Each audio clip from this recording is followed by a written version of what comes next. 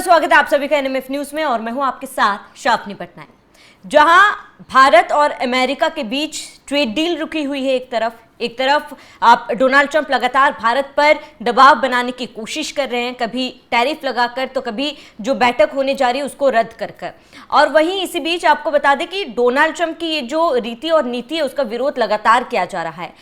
Donald Trump का विरोध खुद उन्हीं के देश में किया जा रहा है, लेकिन इसके इतर आपको बता दें कि बगावती सुर जो है दूसरे देशों से भी अब सामने आने लगे हैं।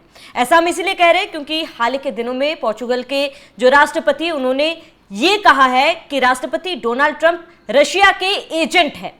डोनाल्ड ट्रंप ये दिखाने की कोशिश कर रहे हैं कि रशिया के खिलाफ वो कदम उठा रहे हैं, यूक्रेन और रशिया का युद्ध वो रुकवाने की कोशिश कर रहे हैं, लेकिन वास्तविकता इन तमाम चीजों से अलग है। राष्ट्रपति का क्या वो बयान था, सबसे पहले वो आपको दिखाते हैं। तो मार्सेलो रेबेलो डी सूसा ने कहा है कि संघर्ष को सुलझाने के ट्रंप के प्रयासों से यूक्रेन को कोई मदद नहीं मिली है। ट्रंप यूक्रेन की स्थिति को कमजोर कर सकते हैं या अप्रत्यक्ष रूप से रूस के पक्ष में भी जा सकते हैं। आगे उन्होंने कहा कि नए अमेरिकी नेतृत्व ने रणनीतिक रूप से रूसी संघ का पक्ष लिया है। सबसे शक्तिशाली वैश्विक महाशक्ति का राष्ट्रपति असल में एक सोवियत या रूसी एसेट यानी एजेंट है। वह एक एजेंट के रूप में कार्य करता है। भयानक प्रतिबंधों की धमकी देकर ट्रंप मध्यस्थ की भूमिका निभाने की कोशिश कर रहे थे, लेकिन उनकी योजना केवल एक पक्ष के साथ बातचीत करने की थी। कीव और यूरोपीय देशों को अंतिम वार्ता में अपनी वास्तविक भूमिका निभाने के लिए खुद को मुखर करना होगा। तो ये बयान उन्होंने दिया है और इसके साथ ही सबसे बड़ा सवाल कि आखिर ऐसा क्या हो गया कि पोर्चुगल के राष्ट्रपति ने इस तरीके का बयान दिया है, जहां एक तरफ आप लगातार भारत के खिलाफ डोनाल्ड ट्रंप कदम उठा रहे हैं, वो भी इसीलिए क्योंकि रशिया से भारत तेल खरीद रहा है। वहीं दूसरी तरफ जहां रशिया और अमेरिका के बीच बैठक हुई थी, पुतिन और डोनाल्ड ट्रंप मिले थे, तमाम मुद्दों पर बातचीत हुई, लेकिन कहीं ना कहीं वो बातचीत बेनतीजा निकली थी। लेकिन अब पोर्चुगल के राष्ट्रपति ने ऐसा क्यों कहा? रशिया के एजेंट डोनाल्ड ट्रंप है, उसी को समझेंगे। मेरे साथ चर्चा के लिए मेरे सहयोगी रोहित जुड़े हुए हैं। रोहित, बहुत बहुत स्वागत है। रोहित, आखिर ऐसा क्या हो गया कि पोर्चुगल के राष्ट्रपति ने ये कह दिया कि रशिया के एजेंट है डोनाल्ड ट्रंप? ये समझने के लिए सबसे पहले समझना होगा अलास्का में उस दिन हुआ क्या। जब पुतिन आए, अलास्का में डोनाल्ड ट्रंप से उनकी मुलाकात हुई, तो पूरी दुनिया की नज़रें इसी पर टिकी थी कि इस मुलाकात में कम से कम अगर पूर्ण रूप से युद्ध विराम रूस और यूक्रेन के बीच पर बात नहीं बन पाती है तो सीज फायर को लेकर बात तो बन ही जाएगी, 1 महीने 2 महीने कम से कम या 3 महीने। लेकिन युद्ध विराम दूर की बात, सीज फायर तक पर सहमति नहीं बन पाई और ऐसे में सवाल उठने लगे ट्रंप की जो नीति है उसको लेकर। जो ट्रंप बार बार कहते हैं कि मैंने दुनिया भर में 6-7 देशों में युद्ध रुकवा दिया, मैंने तमाम देशों की लड़ाइयाँ बंद करवा दी, भारत और पाकिस्तान का युद्ध मैंने समाप्त करवाया, 33 बार 34 बार बोल चुके हैं। वो ट्रंप लगातार रूस और यूक्रेन युद्ध के बीच कुछ भी नहीं कर पा रहे हैं। और फिर चलिए, अगर आप युद्ध विराम नहीं करवा पा रहे हैं तो आपने किया क्या? अलास्का में पुतिन की हर एक बात मान गए। अलास्का में पुतिन ने कहा कि अगली बैठक मॉस्को में होगी, और पुतिन ने यूं ही नहीं कहा कि मॉस्को में होगी, क्योंकि रूस पर बहुत ज्यादा प्रतिबंध अमेरिका ने लगा रखे हैं। और ऐसे में जब ट्रंप मॉस्को जाएंगे तो हर एक प्रतिबंध हटाना होगा, वहां पर अपने अफसर तैनात करने होंगे, अधिकारी तैनात करने होंगे, और इससे जो रूस पर प्रतिबंध लगा है अमेरिका का, वो प्रतिबंध टूट जाएगा। तो ये बहुत सातिराना अंदाज से पुतिन ने उस दिन कहा कि भाई अब मॉस्को में मिलेंगे और मॉस्को में ही मुलाकात होगी। मतलब एक तीर से 2 निशाने कि अलास्का में कोई बात नहीं हुई बन पाई, चलिए मॉस्को आइए, वहां पर बातचीत करेंगे और इसी बहाने रूस के प्रतिबंध हट जाएंगे कुछ दिन के लिए, लेकिन हटेंगे। और ये केवल रूस ये नहीं चाहता कि प्रतिबंध हटे, वो बस ये चाहता है कि हम ट्रंप को ये दिखा सकें कि हमारी ताकत क्या है। दूसरी बात, वहां पर पुतिन ने कहा कि हमने जहां जहां पर यूक्रेन की धरती पर कब्जा किया है वो धरती हमारी है, वो जमीन हमारी है, उस जमीन का 1 इंच हम यूक्रेन को वापस नहीं करेंगे। और यही बात ट्रंप ने आकर यूरोपियन यूनियन से कहा। जेलेंस्की को फोन पर जब बात की तो जेलेंस्की से यही बात कही कि देखो भाई, अगर पूर्ण रूप से युद्ध विराम चाहते हो तो पुतिन ऐसा कह रहे हैं, जो जमीन पर कब्जा कर लिया वो जमीन उनको दे दो, उसका खनिज उनका हुआ, तभी पूर्ण रूप से युद्ध विराम होगा। तो यहां पर ट्रंप का पक्ष किसकी तरफ लग रहा है? रूस की तरफ लग रहा है, क्योंकि वो पुतिन की बात मान रहे हैं, पुतिन की सारी जमीन देना चाहते हैं जो कब्जा किए हुए हैं। हालांकि उन्होंने एक लाइन जोड़ी कि ये स्टैंड जेलेंस्की लेंगे या यूक्रेन लेगा कि उनको जमीन देनी है या नहीं देनी, लेकिन दुनिया जानती है कि सब कुछ ट्रंप ही कर रहे हैं, सब कुछ अमेरिका ही कर रहा है। लड़ाई भले यूक्रेन और रूस के बीच हो रही हो, लेकिन रूस और अमेरिका की ये लड़ाई है जी। तो वहां पर दूसरी ये बात हुई। पहली बात मॉस्को वाले मामले पे वो मानते हुए नजर आए, दूसरी बात जमीन देने के मामले पर उन्होंने यूक्रेन और यूरोपीय यूनियन को बताया कि भाई जमीन देनी पड़ेगी। तीसरी बात ये कि भारत पर जिस तरीके से उन्होंने टैरिफ लगाई 50%, पहले 50%, फिर इंटरेस्ट वाली टैरिफ 25%, उस टैरिफ को लेकर उन्होंने कहा कि बस अब 50% ही टैरिफ रहेगी, अगले 3 महीने अब मैं या 4 हफ्ते, एक न्यूज चैनल में उस मुलाकात के तुरंत बाद उन्होंने इंटरव्यू दिया, उन्होंने कहा अगले 4 महीने मैं रूस के साथी दोस्तों पर टैरिफ बढ़ाने की नहीं सोचूंगा। यानी जो 27 अगस्त 2025 को भारत या अन्य देशों पर जो रूस के हैं दोस्त उन पर टैरिफ लगी, अब उन पर 4 हफ्ते मतलब 1-1.5 महीने टैरिफ लगाने की नहीं सोचूंगा। तो ये तीसरा मुद्दा रहा जिसमें ट्रंप पुतिन के सामने एक प्रकार से कह सकते हैं कि सरेंडर करते नजर आए, कमजोर पड़ते नजर आए। ये तो भारत की बात रही, लेकिन यूक्रेन युद्ध को लेकर जिस तरीके से उनका रुख थोड़ा नरम पड़ा रूस को लेकर, पुतिन को लेकर, और वो पुतिन से भी अब ट्रेड डील करना चाहते हैं अच्छी खासी, अभी चल रही है लेकिन उसको और बढ़ाना चाहते हैं जैसा वो दुनिया देशों को कहते हैं। और इससे पहले भी ट्रंप की ऐसी रणनीति देखने को मिली है। वो रणनीति क्या रही? वो रणनीति ये रही कि जब इजराइल और ईरान के बीच युद्ध हुआ तब दुनिया जानती है कि ट्रंप किसका साथ देंगे? इजराइल का साथ देंगे, क्योंकि इजराइल को उन्होंने हमास के ऊपर छोड़ रखा है।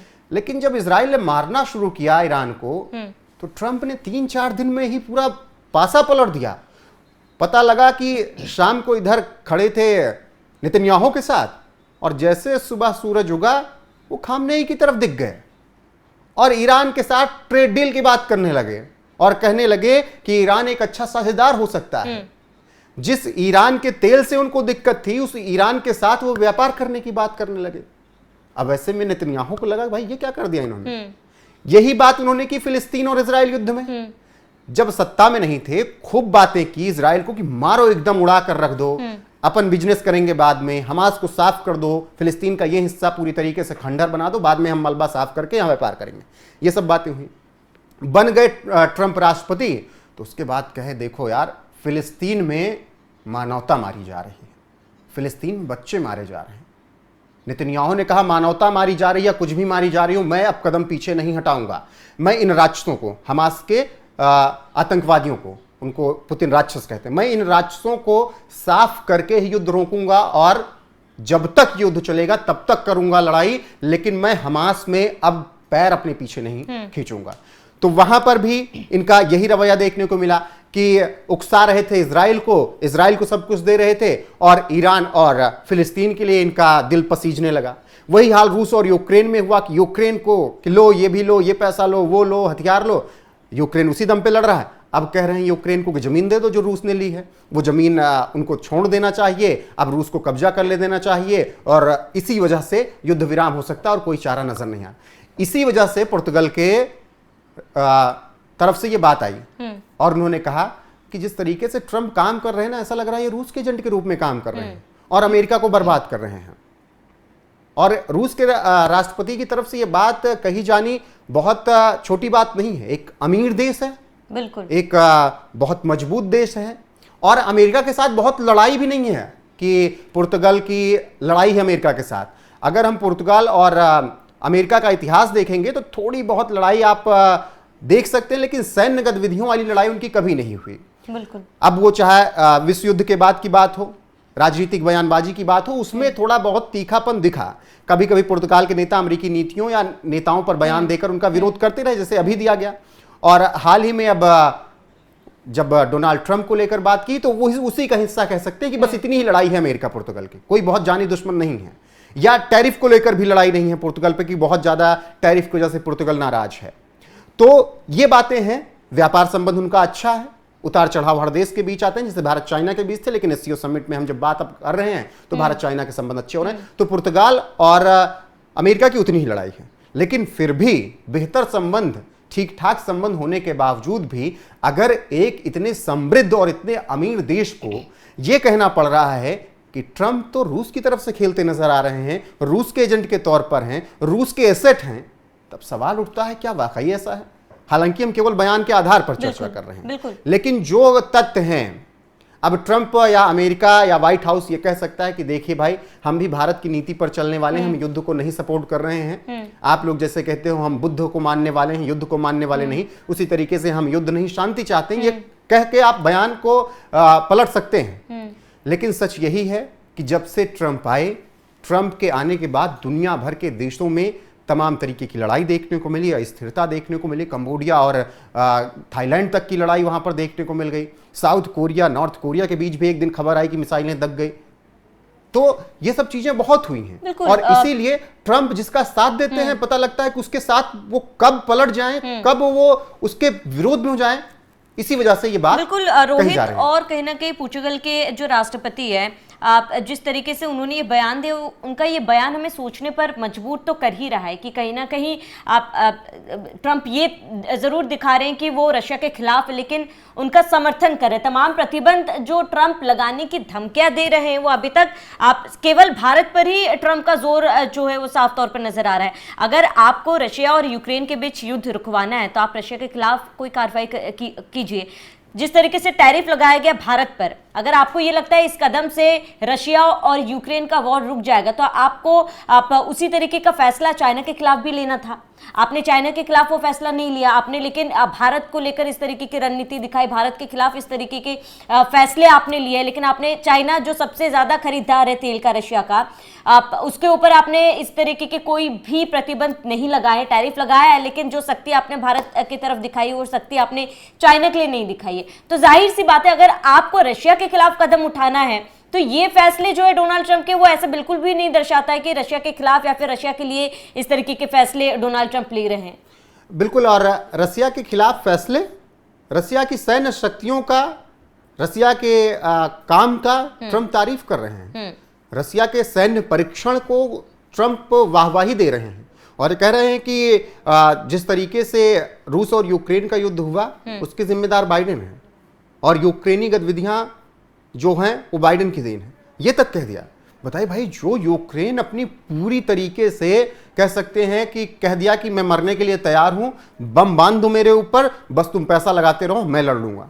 वरना जब युद्ध शुरू हुआ तो मुझे अच्छे से याद है, हर जगह चर्चा यही थी, 3 दिन में यूक्रेन पूरी तरीके से तबाह होगा, खंडर होगा, कीव तक पर रूस का कब्जा होगा, और ये हर जगह बात थी पूरी दुनिया में कि 3 दिन लगेंगे। लेकिन आज 3 साल से ज्यादा हो गए।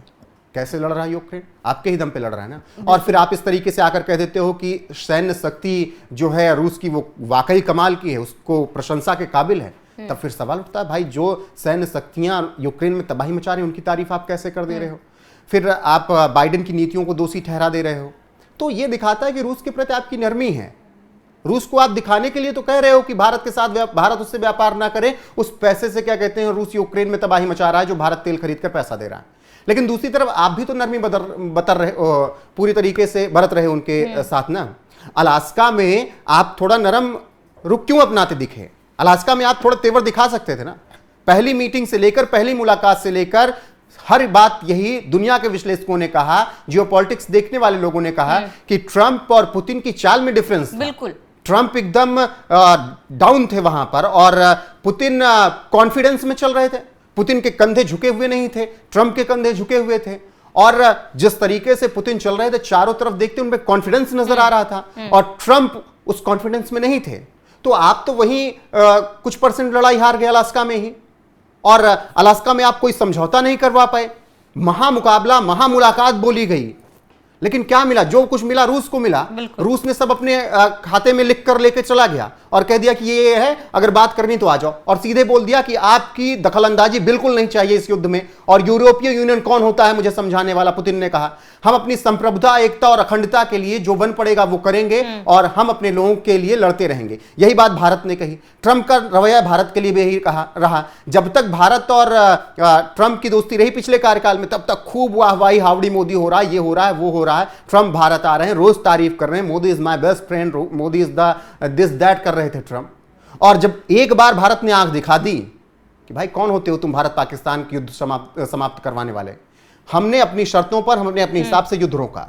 4 बार अगर फोन नहीं उठाया प्रधानमंत्री ने तो आपको मिर्ची लग गई जर्मनी की, अगर रिपोर्ट की माने अखबारों की तो 33 बार आप बोल चुके, देश के प्रधानमंत्री ने एक बार भी आपका नाम नहीं लिया, केवल एक एडवाइजरी आकर जारी की जाती है एमईए की तरफ से कि भाई जो कुछ कह रहे हैं वो गलत है और हम ये बर्दाश्त नहीं करेंगे, भारत अपनी एकता, अखंडता और संप्रभुता 140 करोड़ लोगों के लिए जो सही बन पड़ेगा वही करेगा। तब फिर ट्रंप का मुंह फूल जाता और कहते हैं कि लो टैरिफ 25, लो 50, अगले 90 दिनों में हम इसको 200 कर देंगे। तो ट्रंप का रवैया यही रहा है, जिसको वो लड़ा रहे हैं बाद में उन्हीं का साथ छोड़ दे रहे हैं। तो फिर पुर्तगाल जैसे देश के राष्ट्रपति कहेंगे ही भैया आप रूस के एजेंट हो, अगर रूस यूक्रेन युद्ध की बात कर रहे हो। और रही बात चाइना की, चाइना पर क्यों उन्होंने नरमी थोड़ा बरत रखी भारत के हिसाब से, वो चाइना को भारत के खिलाफ उपयोग करना चाहते थे। पहले तो जब संबंध अच्छे थे पिछले कार्यकाल में, तब भारत को चाइना के खिलाफ यूज करना चाहते थे ट्रंप, लेकिन उस वक्त भारत और चाइना में तनाव बहुत था, गलवान हो चुका था, कोविड आ चुका था और कोविड को लेकर पूरा ठीकरा दुनिया पर दुनिया ने चीन पर ही फोड़ा कि भाई वहीं का वायरस है। तो इन सब चीजों की वजह से भारत और चीन के बीच तनाव, चीन उधर पाकिस्तान को बहुत सह दे रहा था, तो बहुत वो हुआ। अभी हाल फिलहाल में भी ऑपरेशन सिंदूर जब भारत ने किया तब भी पता लगा कि चीन ने पूरा सपोर्ट पाकिस्तान के, ये सब बातें हुई। लेकिन उस वक्त भारत पूरी तरीके से उपयोग करना चाहता था भारत का अमेरिका चीन के खिलाफ, लेकिन ऐसा हो नहीं सका। अब लगा उसको कि ऑपरेशन सिंदूर के दौरान तो पाकिस्तान का हाथ साथ दिया है ना चीन ने, तो चीन का उपयोग कर लेते हैं हम भारत के खिलाफ। ट्रंप ने तारीफ भी की जिनपिंग की कि जिनपिंग बहुत अच्छे इंसान हैं, प्रशासन उनका बहुत अच्छा है, लेकिन 31 अगस्त, 30 अगस्त और 1 नवंबर के बीच में भारत ने पूरा पासा पलट दिया। एससीओ समिट में ऐसे ऐसे समझौते हो गए कि ट्रंप टेंशन में आ गए होंगे। भारत ने कहा कि सीमा विवाद हमारे बीच नहीं होगा, चीन और भारत के बीच। अपने सैनिक दोनों देशों ने वापस बुला लिए। भारत ने कहा लिपुलेख दर्रा हम खोलते हैं, अब की व्यापार और ज्यादा वहां से होगा। भारत ने कहा कि अब सीधी उड़ान भारत और बीजिंग और दिल्ली के बीच में होगी। भारत ने कहा कि मानसरोवर यात्रा खुल चुकी है। तो ये तमाम बातें हुई, भारत और चीन अब आपस में एक हो रहे हैं, तो ट्रंप के लिए और टेंशन है। तो ट्रंप की नीति यही रही है, जिसको उकसाते हैं, जिसका पहले सपोर्ट करके उसको कह देते हैं कूद जाओ मैदान में, अब वो जो बल्ला पकड़कर उतर गया मैदान में तो कहते हैं भाई देखो गेंदबाज तो सबसे तगड़ा वाला लगेगा, मैं तुम्हारा साथ नहीं दूंगा। तो वही हाल है ट्रंप का कि जिसका साथ दिया उसको वो बीच मझधार में छोड़कर जाते हैं। इसीलिए ट्रंप को ऐसे ऐसे शब्दों से नवाजा जा रहा है कि वो रूस के एजेंट हैं, पुतिन के एजेंट हैं और उनके लिए काम कर रहे हैं, रूस के एसेट हैं। और बिल्कुल जिस तरीके से बयान बाकी देश दे रहे हैं एक एक करके, और इसके साथ ही रोहित कहीं ना कहीं डोनाल्ड ट्रंप जिस तरीके की रणनीति अपना रहे हैं, हाल के दिनों में उन्होंने जो तमाम यूरोपियन देश है उनसे यहाँ तक कह दिया कि भारत पर आप जो है आप भी टैरिफ लगाइए, भारत से गैस और तेल आपको खरीदने की जरूरत नहीं है। जाहिर सी बात है एक तरफा जो फैसले लिए जा रहे, जो दोहरा रवैया डोनाल्ड ट्रंप की तरफ से देखा जा रहा है फिलहाल भारत के प्रति, इस तरीके के बयान आना लाजमी है। फिलहाल आपका इस पूरे मामले पर क्या कहना है, हमें कमेंट कर जरूर बताएं। साथ ही बने रहने में न्यूज़ के साथ।